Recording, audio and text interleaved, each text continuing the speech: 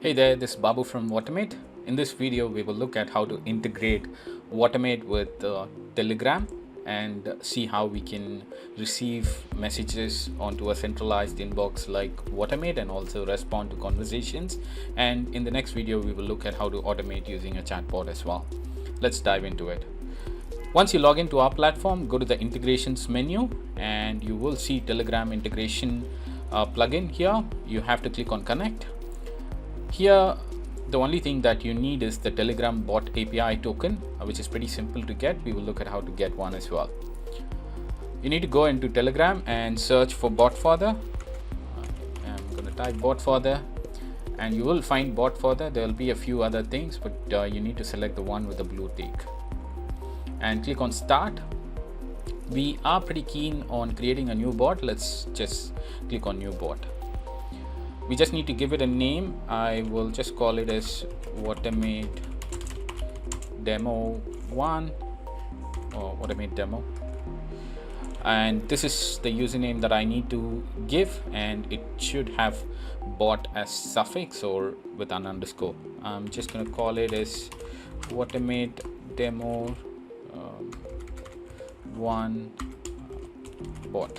I'm just going to call it just for uniqueness purpose.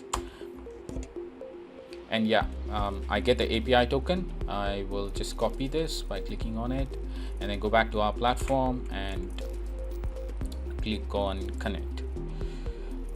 Yeah, once it successfully connects, you should see the name of the bot that you've connected and also the username. Let's just test out the integration by messaging. So you have this t.me link. You can just click on it into that and click on start conversation. Actually, as soon as you type the start, yeah, you're already receiving the conversation here within our platform. I am just gonna type in a message and I should receive the message here, and let me just type a response and I am receiving it here as well. Pretty cool.